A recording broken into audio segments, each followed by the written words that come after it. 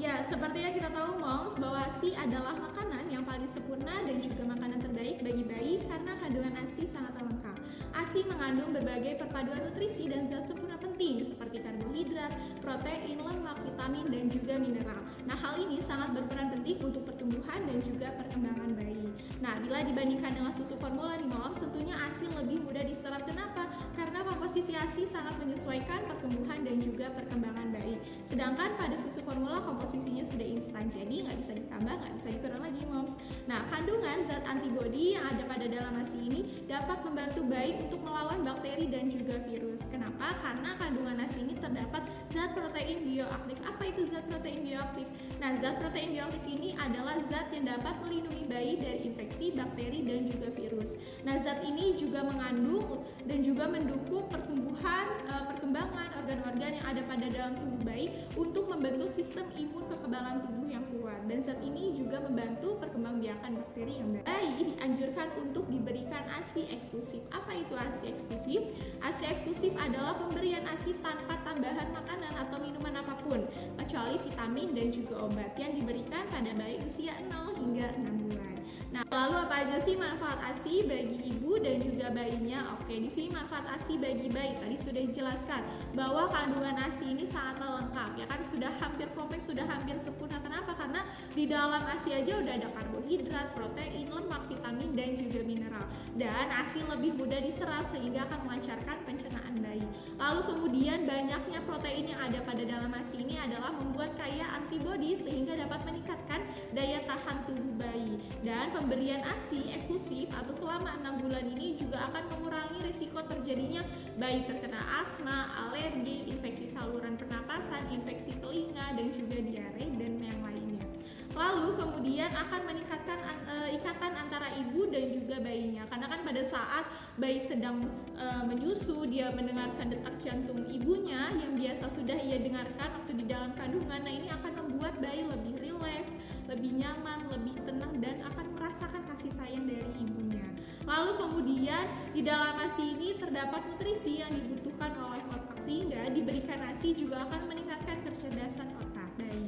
Lalu yang terakhir adalah bertambahnya berat badan ideal bayi.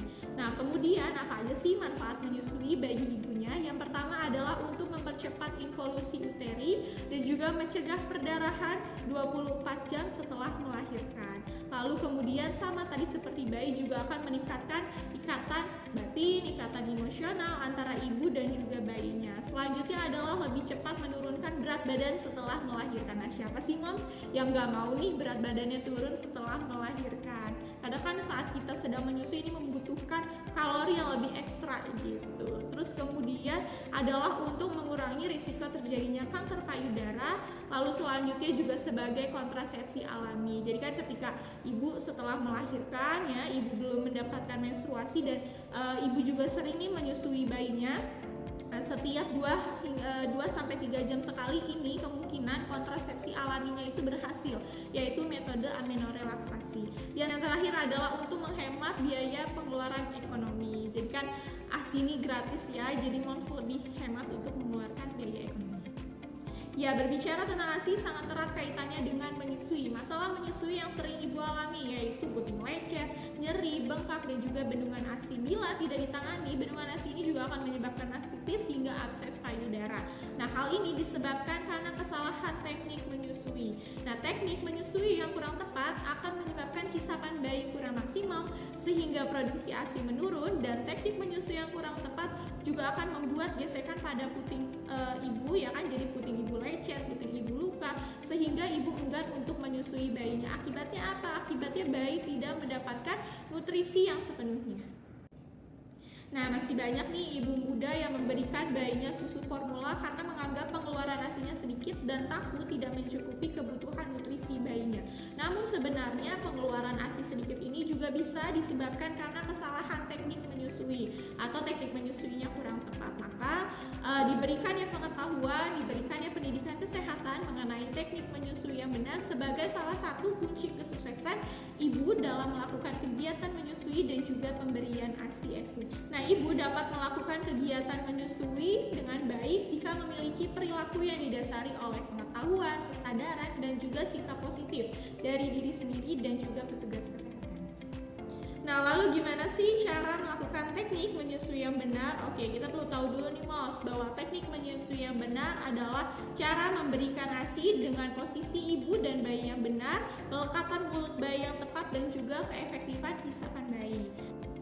Oke, lalu gimana sih cara melakukan teknik menyusui yang benar? Baik, di sini saya sudah menyiapkan boneka bayi dan sudah memakai pantang payudara. Nah, yang perlu Moms perhatikan terlebih dahulu adalah cuci tangan terlebih dahulu. Pastikan tangan Moms ini harus bersih. Jadi kan kita nggak tahu nih, tadi habis pegang HP, pegang gagang pintu, atau pegang segala macam, lalu kemudian kita pegang bayi kita, sama aja kita sedang mentransfer kuman. Jadi usahakan tangan Moms ini harus bersih dulu. Bisa cuci tangan dengan sabun dan juga air mengalir.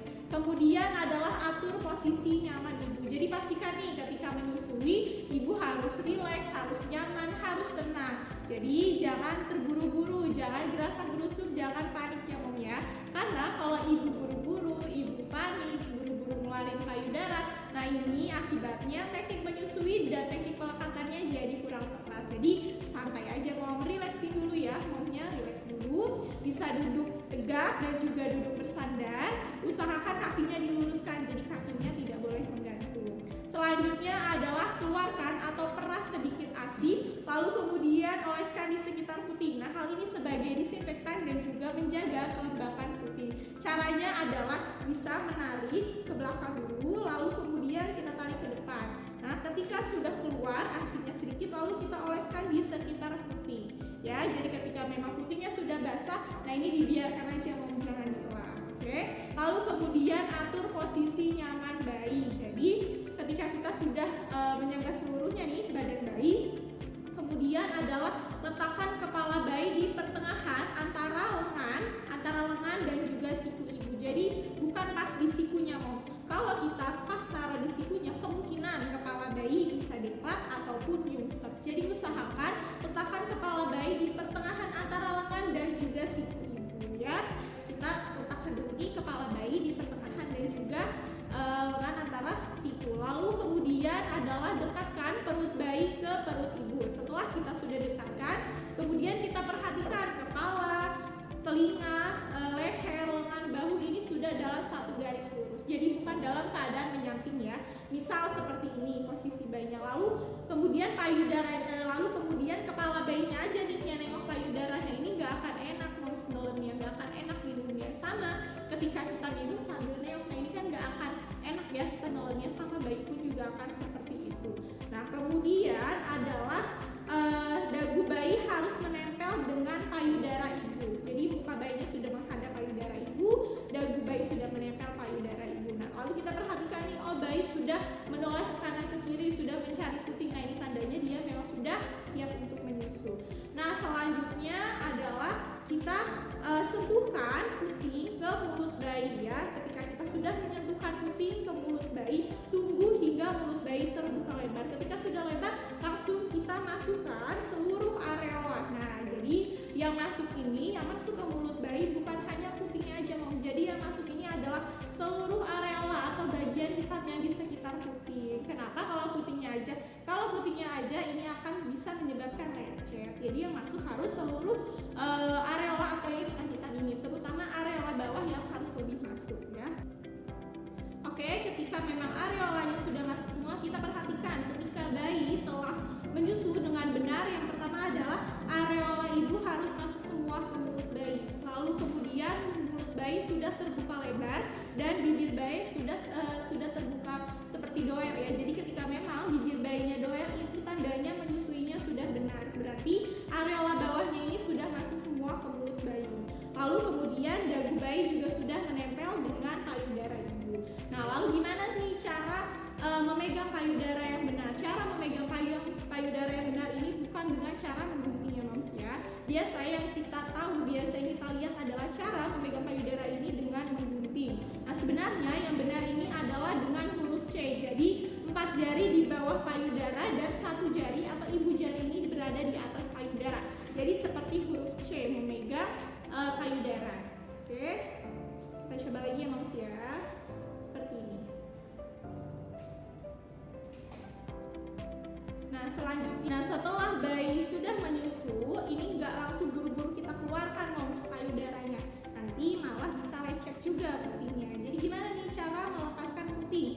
Yang pertama yaitu kita masukkan jari kelingking ke mulut, di antara mulut dan juga payudara ibu ya. Kita masukkan perlahan lalu kita keluarkan putingnya secara perlahan. Oke, setelah bayi. Nah, tujuannya adalah untuk mengeluarkan udara yang ada pada dalam lambung bayi supaya bayinya ini nggak gumoh moms. Nah, gimana caranya? Yang pertama adalah bisa kita sandarkan di pundak ibu ya. Kemudian tangan kiri bisa pegang bokong bayi, lalu kemudian tangan kanannya ini adalah untuk tepuk perlahan punggung bayi. Nah, yang kedua adalah bisa dengan cara yaitu disandarkan di lengan ibu ya. Sama seperti tadi, tangannya satunya adalah untuk menepuk perlahan punggung bayi. Nah, usahakan ketika menyendawakan bayi adalah jangan sampai hidung bayinya ini ketutupan ya moms ya. Jadi perhatikan nih hidungnya ya, jangan sampai begini. Perhatikan hidungnya supaya hidung bayinya ini tidak ketutupan. Oke moms, mungkin itu aja yang bisa saya informasikan mengenai teknik menyusui yang benar. Maka jika ibu diberikan pendidikan kesehatan atau pengetahuan mengenai teknik menyusui yang benar, ibu dapat melakukan kegiatan menyusui dengan baik. Ibu bisa memberikan ASI eksklusif hingga menyusui 2 tahun. Nah, ketika ibu memiliki pengetahuan mengenai teknik menyusui yang benar, ibu juga bisa menghindari masalah-masalah menyusui seperti puting lecet, nyeri, bengkak, dan juga bendungan ASI, bahkan mastitis dan abses